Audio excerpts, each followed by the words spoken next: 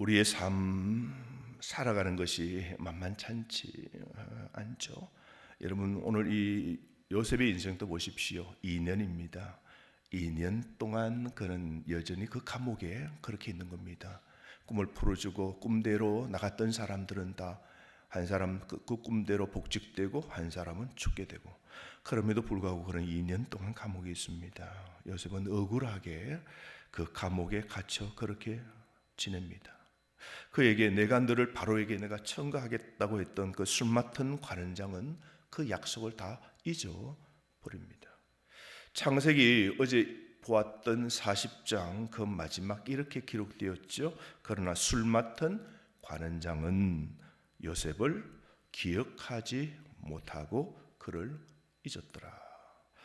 여러분, 이 한 문장이 정말 요셉의 이 2년의 인생을 다 함축하고 있는 것 같습니다. 다 잊어버리는 겁니다. 감옥이라는 것은 진짜 막장이고 우리 인생으로 말하면 바닥이죠. 고난에 고난이 겹쳐 있고 사람의 인맥이 다 끊어져 버린 삶, 자기를 스스로도 소망을 갖고 구제하기도 힘든 바닥입니다. 다 잊었답니다. 다 잊은 그 세월이 2년입니다. 그리고 내일이 어떻게 될지 모르는 2년입니다. 이 요셉이 알았겠습니까? 난 2년 뒤에 하나님이 끄집어내어 주실 거야. 알았습니까? 아무것도 모르며 그냥 시간이 계속 흘러갑니다. 말 못하고 인생의 방향 상실이 오지 않겠습니까? 내 방향이 어느 쪽인지. 하나님 살아계시고 그리고 내가 이 막장에서도 내가 하나님께 기도하고 있는데 아무런 응답이 없는 것 같고, 내가 지금 옳은 길로 가고 있는 것조차 모르겠다는 그 막막함이 감옥의 그 먹먹함보다 더하지 않겠습니까? 오늘 본문, 여러분 바로 그 자리에 오늘 어쩌면 우리가 있지 않습니까?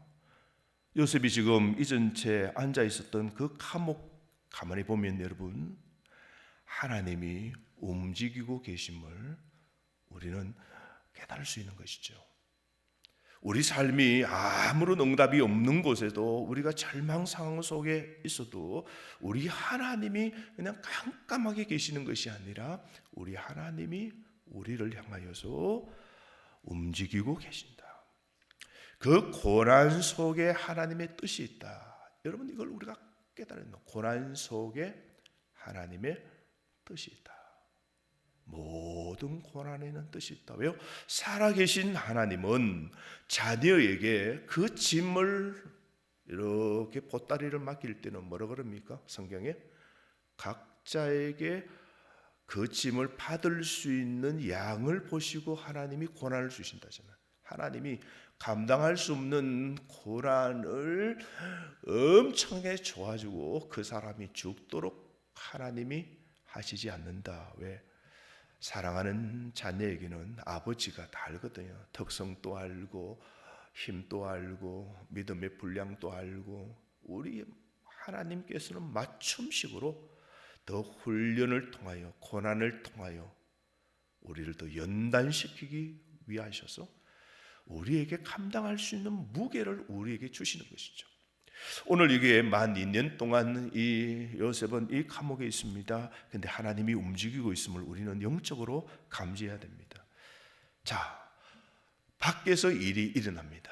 바로가 궁정에서 꿈을 꾸는데, 한날 꿈을 꾸는데 그 꿈이 정말 엄청난 꿈입니다. 근데 우리가 개꿈들은 사라지지만 이 고대 사회의 꿈은, 어떤 꿈은 개꿈이 아니고 꿈을 깨도 계속해서 뭔가 강력한 어떤 생각이 나는 거죠.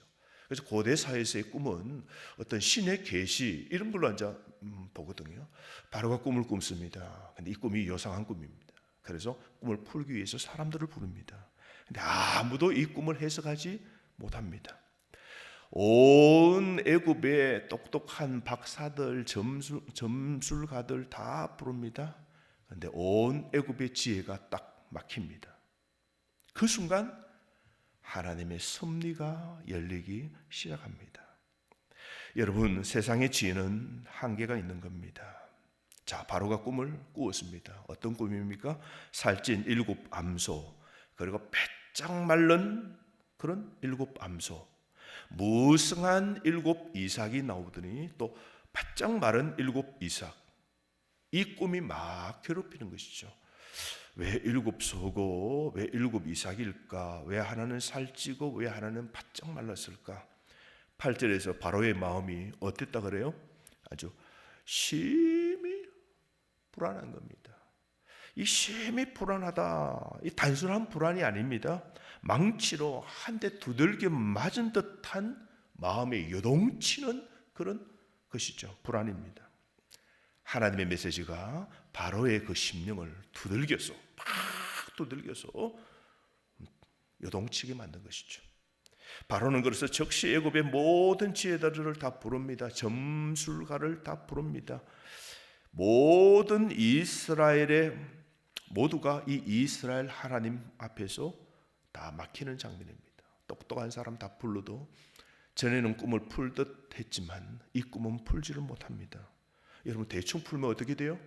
대충 풀었다가는 그대로 안 되면 너 가짜네, 이 끝나는 겁니다. 아무도 풀지 못합니다. 여러분, 이걸 아셔야 됩니다. 우리 인간이 자랑하는 최고의 지식과 영적 통찰, 세상의 모든 지혜가 하나님의 이 꿈 앞에서는 입 다물 수밖에 없다는 것. 그래서 우리는 누구의 지혜를 구하는 겁니까? 하나님의 지혜를 구해야 됩니다. 우리가 막연한 하나님의 지혜를 우리가 붙잡는 것이 아니라 하나님의 지혜가 이제는 어디에 담겨 있습니까? 성경에 담겨 있는 것이죠. 그래서 우리 인생에 살 올바른 길, 하나님이 나를 향하여 하시고자 하시는 그 명령, 하라 하지 말라는 것, 전국에 우리의 삶이 어떻게 되어질는지 인생의 미래의 그 확실한 길, 죽음 넘어 영원한 천국, 이 모든 하나님의 뜻이, 하나님의 그 계시가 이제 꿈이 아니라 하나님 말씀 속에 다 담겨 있는 겁니다. 그래서 오늘 여러분, 우리가 세상에 똑똑한들 하나님의 지혜에 우둔한 자가 있습니다. 그래서 믿지를 못하는 거죠. 세상에서는 자기 분야에 정말 석학이고 박사들이고 하지만 하나님의 이 지혜는 우둔한 자입니다. 그러므로 진정 인생의 문제는 우리를 설계하고 우리 인간을 창조하신 그 창조주 하나님께 그 뜻을 물어보셔야 되죠. 내가 이 땅에 태어나고 살고 내가 이 땅에 이 삶을 사는 것, 오늘도 왜 나를 이렇게 살려주셨나? 우리는 최고의 지혜, 이 땅의 모든 지혜를 뛰어넘는 그 하나님의 그 지혜, 나를 향하여 하나님이 세우신 그 꿈, 그 계획, 그 소명을 발견하고 우리가 살아야 되는 것이죠. 여러분, 하나님은 우리의 막막함, 소명의 혼란을 외면하지 않으십니다. 우리 하나님 말씀 안에 이곳에 바로 답이 있는 겁니다. 여러분 오늘 어떻습니까? 어떤 문제 앞에서 이 세상의 답을 먼저 구하고 계십니까? 왜 우리가 교회에 나와도 인생이 바뀌지 않냐고 그렇게 우리가 물으신다면 혹시 하나님보다 다른 해석자를 먼저 찾고 있지 않은지 우리가 물어봐야 돼요. 그러니까 우리가 인생에 막혀 있고 내가 감옥이고 내 인생이 어쩌면 잘 나가는 7 살찐 소처럼 잘 나가는 때가 있는데 어떤 때는 우리가 파릿파릿하고 가뭄 흉년 때처럼 갑자기 병이 쿵 오고 갑자기 삶에 문제가 생기고 갑자기 인생은 쪼들어지는 것처럼 흉년 때를 맞이할 때 내가 이 문제가 무엇이지? 풀 수 없고 해석할 수 없을 때 우리는 어떻게 합니까? 돈이 있으면 이거 해결할 수 있다고, 사람을 해결할 수 있다고, 좋은 의사를 만나면 이거 다 해결할 수 있다고, 이런 거까지급 문제가 아니라고. 우리는 하나님보다 다른 해석, 다른 방법을 우리가 먼저 찾고 있기 때문에 이 하나님을 우리가 못 만난다는 것이죠. 여러분, 하나님께서 여러분의 인생을, 여러분의 그 꿈을 아시고 그 꿈을 포실 자도, 우리 인생의 문제를 해결하실 자도 오직 하나님이시라는 사실을 여러분 꼭 믿으시기를 바랍니다. 여러분 보십시오. 오늘 이 말씀 보면 2년이 지나자 이제 술 맡은 관원장이 갑자기 이제 요셉을 기억합니다. 왕이 꿈을 꾸지 못하고 온 박사들을 계속해서 부르고 풀어보라 하니까 이 상황을 보면서 술 맡은 관원장이 아하, 자기 꿈을 풀어준 2년 전에 그 요셉이 기억난 겁니다. 그래서 9절 말씀, 내가 오늘 내 죄를 기억하나이다. 스스로 양심에 각성된 거죠.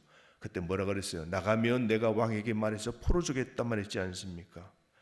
여러분, 하나님이 바로가 엄청난 꿈으로 망치를 두들겨 맞은 것처럼 그 마음이 혼란하고 두려울도록 만드셔서 이제 요셉이 꿈을 풀도록 끄집어내게 만드신 우리 하나님, 여러분, 하나님이 바로의 꿈을 통해 그 기억의 문을 여신 것이죠. 요셉은 감옥에서 아무것도 하지 않았습니다. 감옥에서 자기가 손 쓸 수 있는 백도 줄도 없었습니다. 근데 감옥에서 그냥 기다렸을 뿐입니다. 그 감옥에서 요셉이 뭐 했을까요? 코람데오 하나님 앞에서 뭐 했을까요? 늘 기도했겠죠. 우리처럼. 여러분 매일 기도했겠죠. 하나님, 제가 계속해서 내려온 인생입니다. 이 감옥에서 깜깜합니다. 하루도 기도하고 변화가 없어도 기도하고 아무런 빛이 희망이 보이지 않아도 기도하고 계속 기도합니다. 요셉은 자기가 오늘 올라가도록 한 게 아무것도 없습니다. 하나님이 누굴 때리셔서? 바로를 때리셔서 꿈으로 그 마음을 요동치게 만드셔서 결국은 술 맡은 관원장의 정신을 번쩍 깨우고 저기에 떨어져 있는 감옥에 있는 요셉이라는 사람이 있었지, 맞아, 그 요셉을 왕에게 청구하면 해결될 거라고. 이 모든 이 시나리오를 누가 기획하셨습니까? 하나님이 다 하신 것이죠. 요셉은 아무것도 모르고 그날 아침 또 기도하고 있었는데 왕궁에서 급하게 그 신하들이 와서 모셔가듯 그렇게 절망의 자리에서 급속도로 엘리베이터를 탄 것처럼 올라가게 된 거죠. 다 하나님의 은혜입니다. 오늘 우리의 기도의 자세가 어떻게 됩니까? 기도해도 없네, 응답이 없네, 길이 없네, 안 보이네. 아니요, 하나님 아무 일을 안 하시네. 나를 내팽개치셨나? 요셉은 2년 동안 쭉 갑니다.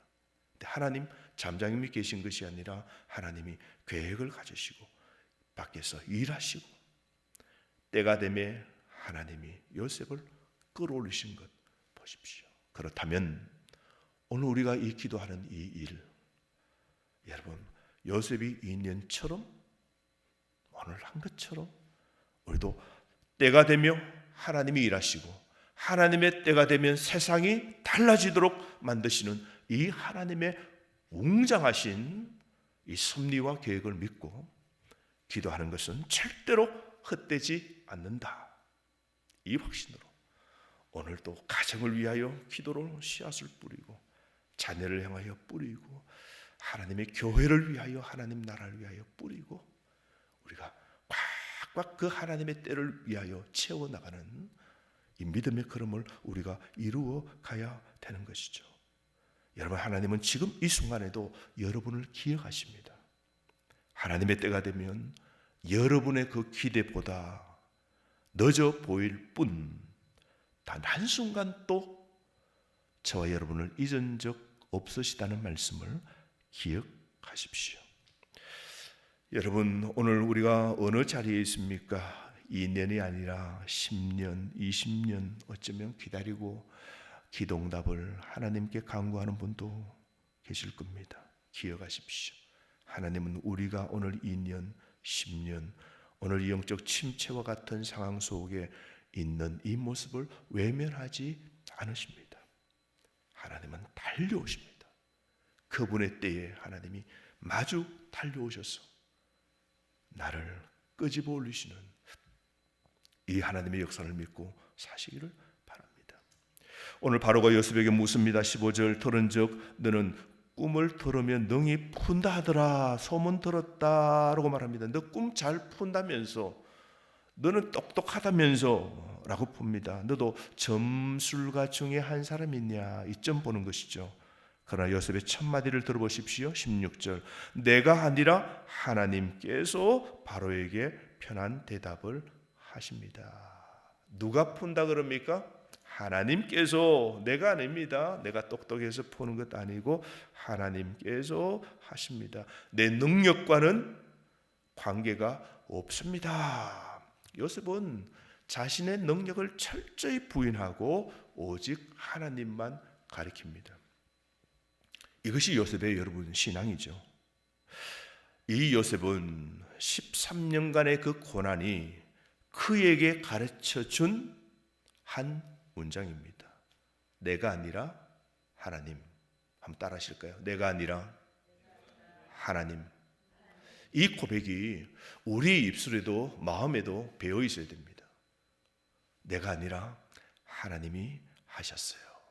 내가 아니라 하나님이 지혜를 주셨어요. 내가 아니라 하나님이 건강을 이만큼 주셨어요. 내가 아니라 하나님이 나를 어려운 고난에서 끄집어내어 주셨어요. 여러분, 내가 아니라 하나님이라고.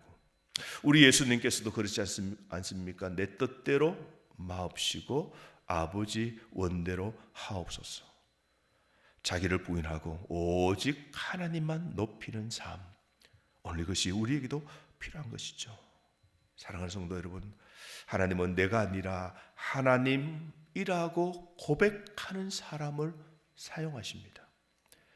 오늘 여러분, 우리의 불완전함이 장애물이 아니라 오히려 하나님의 영광을 드러내는 통로가 되는 겁니다. 오늘 종일 내가 아니라 하나님, 내가 아니라 하나님, 내가 아니라 하나님 이라는 이 고백으로 하루를 채워 가시기를 바랍니다. 자비로우신 하나님, 이 새벽을 깨워